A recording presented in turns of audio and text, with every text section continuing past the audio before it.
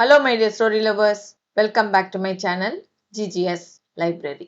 இன்னைக்கு நான் உங்க கூட பகிர்ந்துக்க போற கதை வெளிச்சம் வெளியே இல்லை. எத்தனை உண்மையான ஒரு தலைப்பு இல்ல? ஆமாங்க, நம்மளோட சந்தோஷம், துக்கம், வருத்தம், கவலை, அமைதி, நிம்மதின்னு எல்லாமே ஒரு விஷயத்த நாம எப்படி அணுகிறோம், நாம எப்படி எதிர்கொள்றோங்கிறத பொறுத்து தாங்க. அதை விட்டுட்டு என் தலையெழுத்த ஆண்டவன் இப்படி எழுதிட்டானே அப்படிங்கிறதும், சின்ன சின்ன விஷயங்களையும் பூத கண்ணாடி வச்சு பாக்குறதும், நம்மோட கஷ்டங்களுக்கு அடுத்தவங்களை குறை சொல்றதும் பழி போடுறதும் எத்தனை அறிவீனம் அப்படிங்கிறது இந்த கதையை கேட்கும் போது நமக்கு தோணுது. இந்த கதையில வர்ற முரளிங்கிற கேரக்டர் வாழ்க்கைய ஒரு கணமும் ஒரு சின்ன சின்ன விஷயத்தையும் அனுபவிச்சு சந்தோஷம் மட்டும்தான் வாழ்க்கையில ரொம்ப முக்கியமான விஷயம்னு புரிஞ்சு வாழ்ற மாதிரி இருக்கு நமக்கு. இந்த கதையை கேட்கிற ஒவ்வொருத்தருக்கும் கதையை முடிக்கும் போது நான் ஏன் முரளி மாதிரி வாழ்க்கைய அணுகல அப்படின்னும், இனிமேலாவது முரளி மாதிரி வாழ்க்கைய வாழணும்னு கண்டிப்பா தோண வைக்கிற ஒரு கதை. இப்ப நம்ம கதைக்குள்ள போலாமா? வாங்க. வெளிச்சம் வெளியே இல்லை. எழுத்தாளர் நம்மளோட அபிமான யதார்த்த கதைகளோட நாயகி சிவசங்கரி அவர்கள். இன்னும் கொஞ்சம் நேரம் தூங்கலாமான்னு குட்டியா தலை தூக்குன சபலத்தை உடனடியா நசுக்கிட்டு படுக்கையிலிருந்து முரளி எழுந்தப்போ மணி 6:30.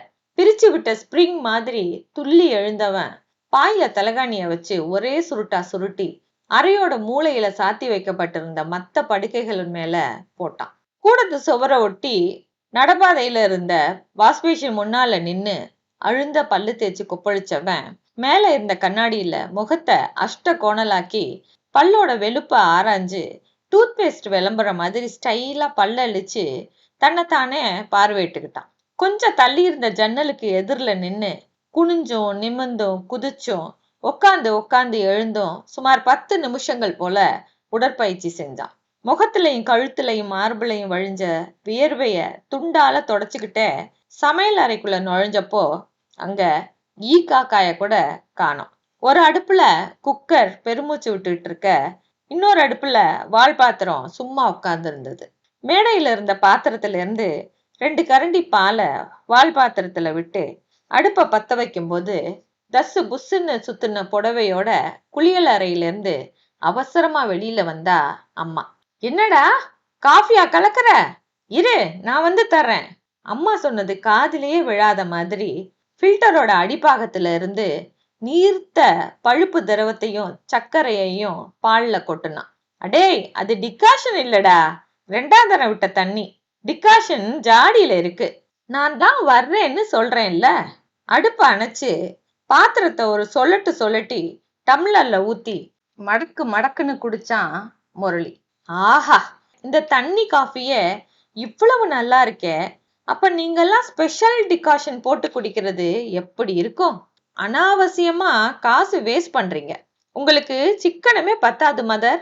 சொல்லிக்கிட்டே டம்ளரை அம்மா முகத்துக்கு பக்கத்துல நீட்டி பேசினவன் காலி டம்ளரை குழாயில கழுவி மேடையில கவிழ்த்தான்.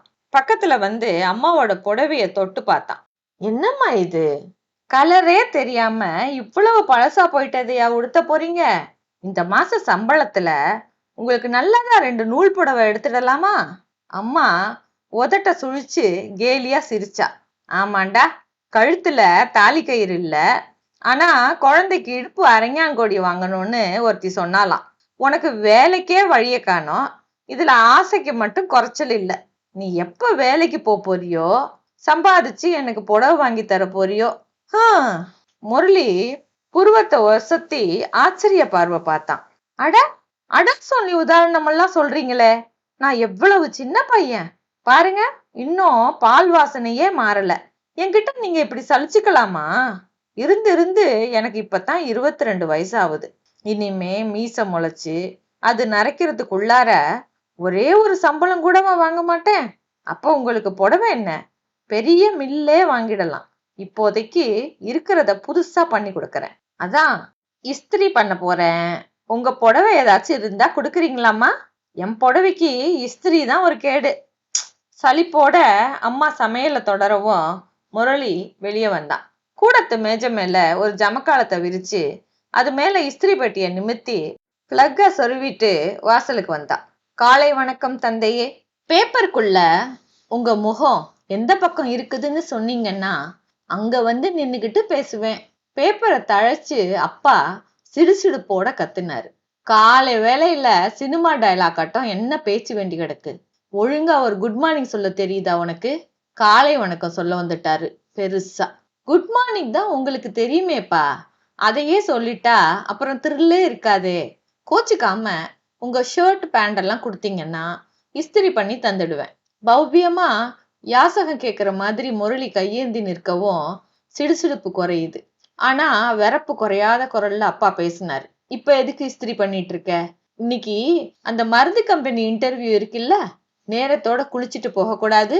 கடைசி நிமிஷத்துல வேர்க்க விறுவிறுக்க போய் எதையாச்சும் உளறிட்டு வர்றத ஒரு தரமாச்சும் செய்யாம இருக்கலாம் இல்ல? நின்ன போசு மாறாமலேயே முரளி தலையாட்டுனா. நேர்முக தேர்வு இன்றில்லை தந்தையே. நாளை வெள்ளிக்கிழமை காலை 10 மணி சுப வேலை.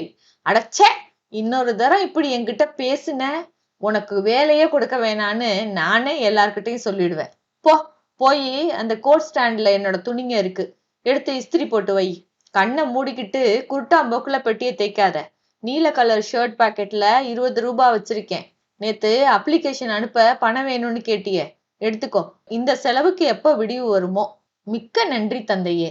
கையில் இருந்த பேப்பராலேயே அவரை அடிக்க வரவும் உள்ள ஓடுனான். படுக்கை அறை வாசல்ல நின்னு கதவுல 2 தரம் தட்டி, அண்ணி உள்ள வரலாமா? ட்ரெஸ்ஸு கிஸ்ஸு பண்ணிட்டு இருக்கீங்களா? 2வது வார்த்தை சும்மா ஒரு எதுகை முனைக்காக சொன்னதுதான், வேற ஒன்னும் தப்பா நான் சொல்லல. அவன் சொல்லவும் கையில துணி மூட்டையோடும் முகத்துல வெக்கத்தோடையும் வெளிப்பட்டா அவனோட அண்ணி. மூட்டைய பொத்துன்னு இவன் கையில போட்டா. இஸ்திரி கடை தானே, ஒழுங்கா உள்ள வந்து எடுத்துட்டு போகாம தினம் இப்படி கிண்டல் வேற. எல்லாம் என்கிட்டதான். வெளியில பெரிய சமத்து பையன் மாதிரி வேஷம். வேஷமா? நான் யாருகிட்ட போட்டேன்? நான் உண்டு, என் வேலையில்லா திண்டாட்ட கவிதை உண்டுன்னு ஒழுங்கால இருக்கேன்.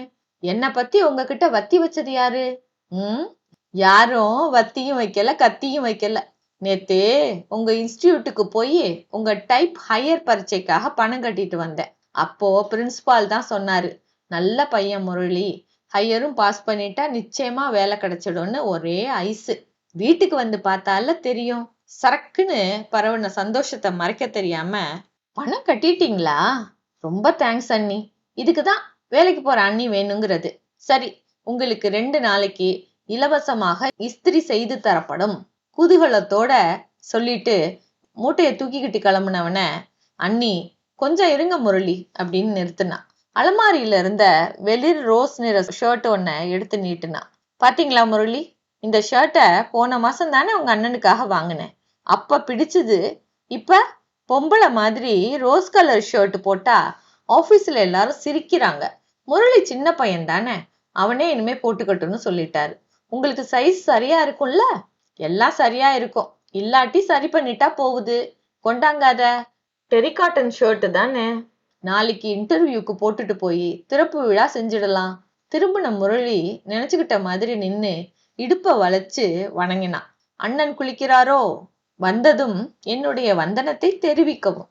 பேசிக்கிட்டே எல்லாருடைய துணி மூட்டையையும் சேகரிச்சு மேஜைக்கடியில போட்டுட்டு இஸ்திரி பெட்டி சூடு ஏறிடுச்சான்னு தெரியறதுக்காக தண்ணீர்ல கைய நினைச்சு பொட்டியில தெரிச்சு பார்த்தான். பொட்டியில இருந்து சொய்ஸ்னு சத்தம் வரவும் சூடேறின பொட்டியால துணிகளை தேய்க்க ஆரம்பிச்சான். பின்பக்கமா வந்து எட்டி பார்த்த தங்கை புவனா, சீக்கிரமா முடிச்சிட்டு போ, நான் என் பிளவுஸ் தாவணியை அயன் பண்ணணும் அப்படின்னு சொல்லவும், செஞ்சுக்கிட்டு இருந்த வேலையில இருந்து கவனத்தை திருப்பாமலே, ஏன் எங்கிட்ட கூட, ஒரு வழியா நானே செஞ்சிடுவேன்ல அப்படின்னா முரளி. நீயா? அப்புறம் 4 கொண்டா 8 கொண்டான்னு கூலி கேப்பியே, அதுக்கு கடையிலே கொடுத்து வாங்கிக்கலாம்.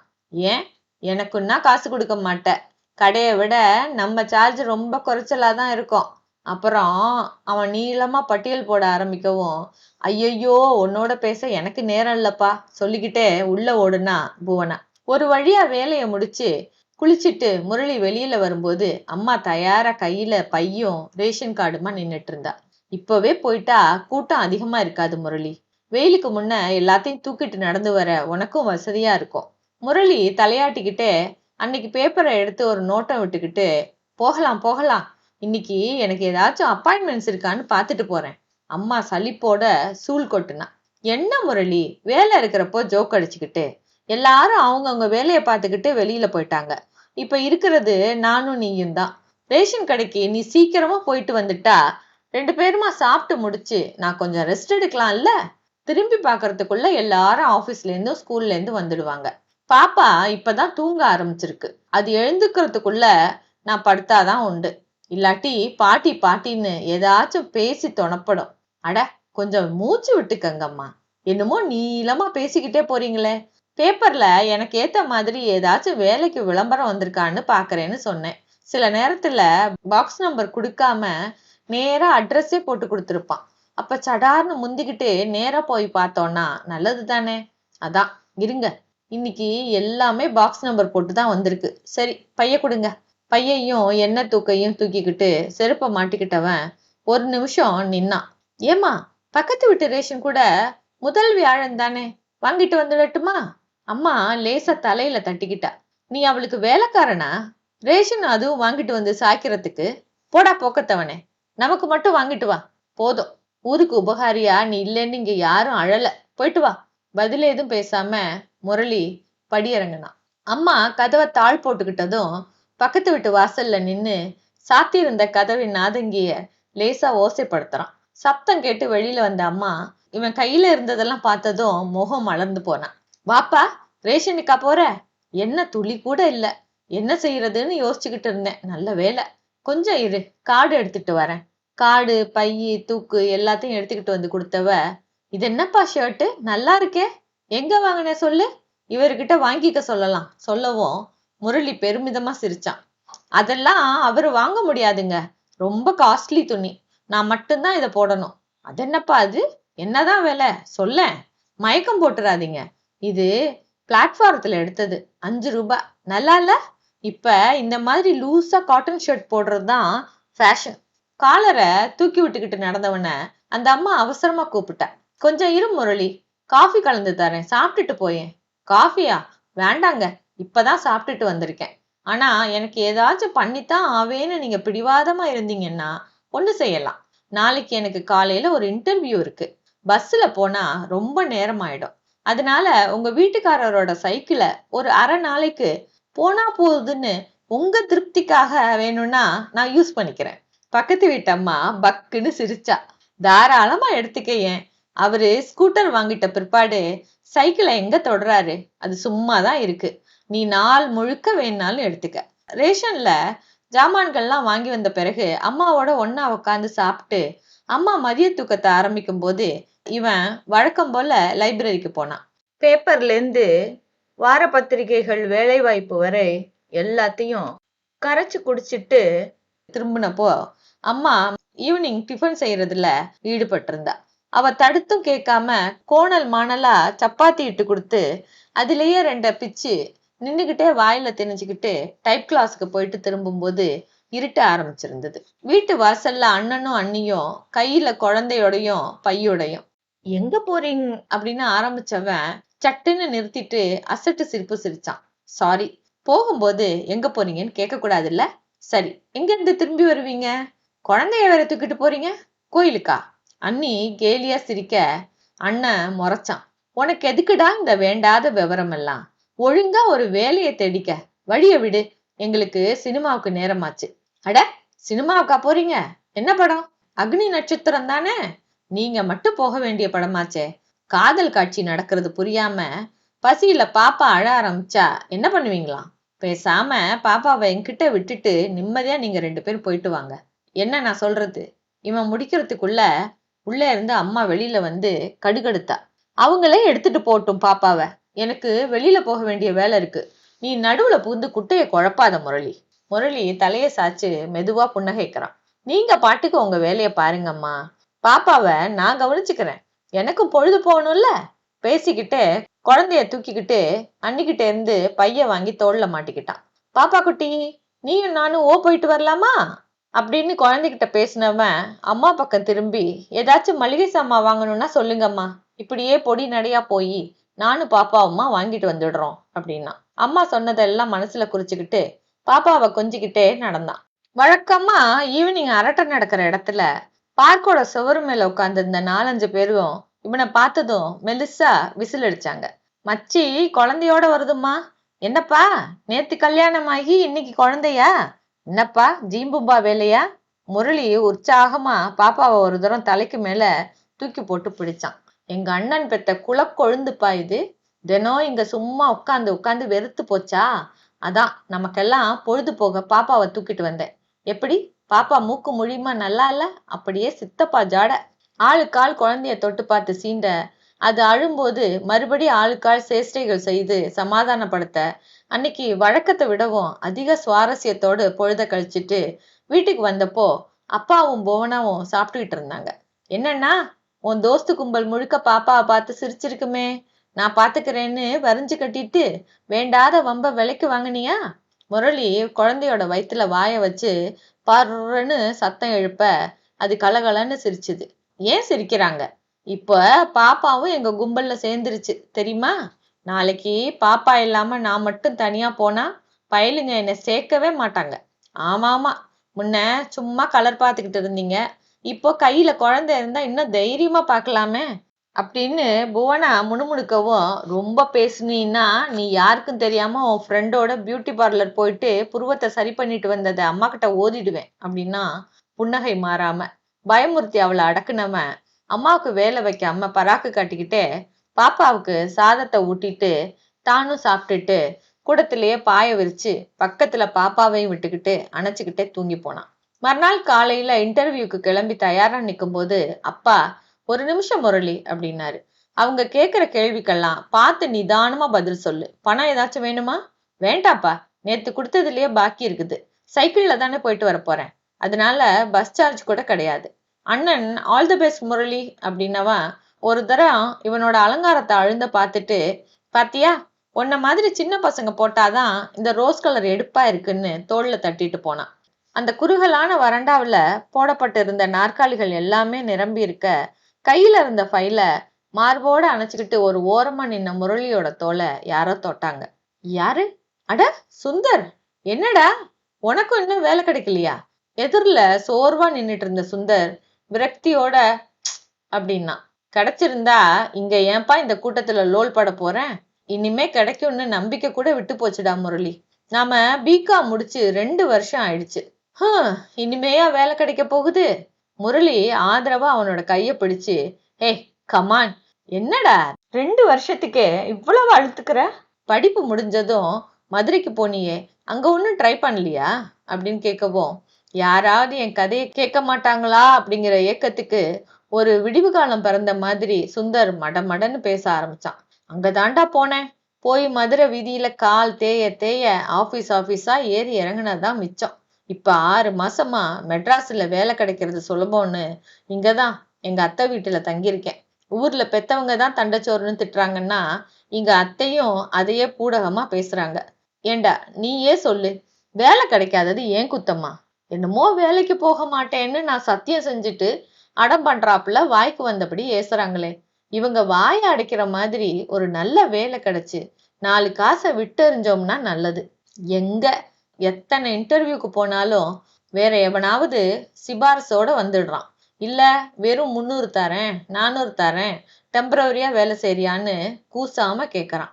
இதுக்காடா 3 வருஷம் கஷ்டப்பட்டு படிச்சோம்? இப்ப கூட பாரு, இந்த இடத்துலயும் முன்னேற்பாடா வேற எவனாவது அப்பாயின்மெண்ட் ஆர்டரே வாங்கி வச்சிருப்பான். சும்மா நம்மளை கூப்பிட்டு பொழுத போக்குறாங்க ராஸ்கல்ஸ். குறுக்க எதுவும் பேசாம சுந்தரோட புலம்பல கேட்டவன் பேச்ச மாத்துறதுக்காக யாரும் வேணும்னே நம்மளை ஏசணும்னு ஏசலேடா சுந்தர்.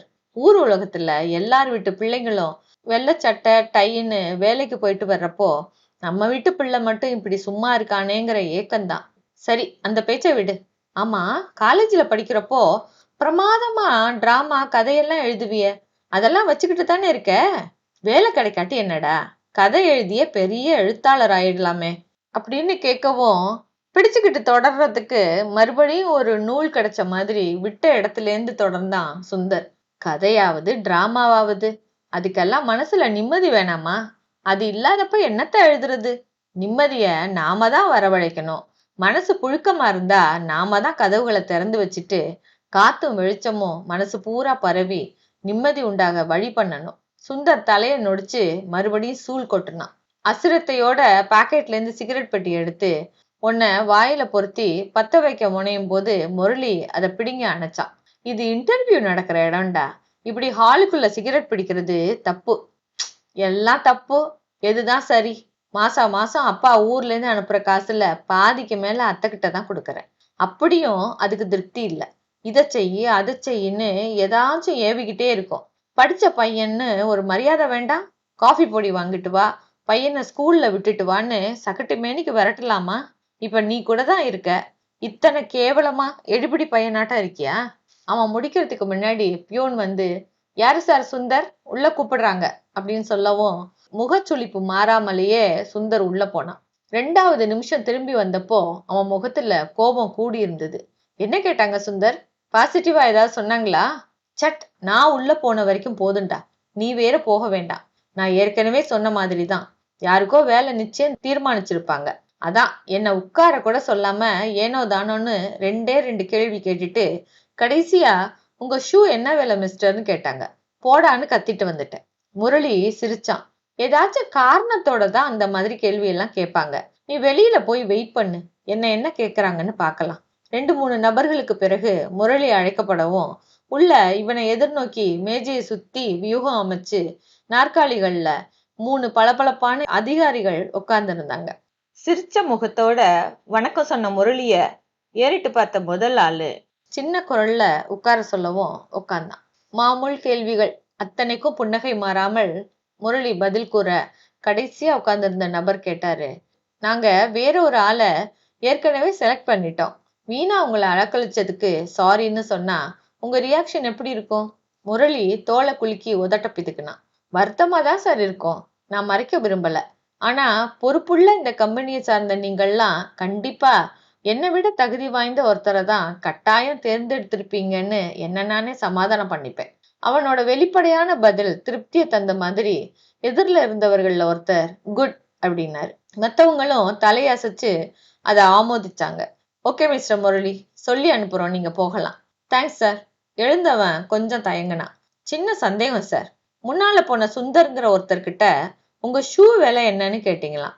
ஏன் அப்படி கேட்டீங்கன்னு தப்பா எடுத்துக்காதீங்க சார், ஒரு ஆர்வம் காரணமா தான். 3 பேரும் ஒரு சேர சிரிச்சாங்க. அந்த ஆளா? அவருக்கு யாருமே எப்பவும் வேலை கொடுக்க மாட்டாங்க. நாசுக்கே இல்லாம படார்னு கதவை அரைஞ்சு சாத்திட்டு உள்ள வந்து தானா உக்காந்துட்டாரு. இப்ப உங்ககிட்ட கேட்ட மாதிரி தான் அவர்கிட்டையும் கேட்டோம். உடனே கோவமா கத்தினாரு. பொறுமையே இல்ல. அதோட ஒரு அக்கௌண்டன்ட் வேலைக்கு தேவையான பொறுப்புணர்ச்சியும் இருக்கிறதா தெரியல. எந்தவித வருமானமும் இல்லாத ஒருத்தர் 400 ரூபாயில முதலை தோல் காலனி வாங்கி போட்டுக்கிட்டா ஒண்ணு அவர் ஏகப்பட்ட சொத்துக்காரரா இருக்கணும், இல்ல பணத்தோட அருமை தெரியாதவரா இருக்கணும். அந்த 2 குணங்களுமே எங்க கம்பெனிக்கு தேவையில்லை. ரூம்ல இருந்து சிரிச்சுக்கிட்டே வெளியில வந்த முரளிய கேள்விக்குறியோட பார்த்தான் சுந்தர். வேலையே கிடைச்சிட்ட மாதிரி ஏண்டா சிரிக்கிற? கிடைச்சாதான் சிரிக்கணுமா? கிடைச்சிடுங்கிற நம்பிக்கையில சிரிக்க கூடாதா? ஏண்டா சிரிக்க கூட யோசனை பண்ணணுமா என்ன? உனக்கு ஒரு விஷயம் தெரியுமா?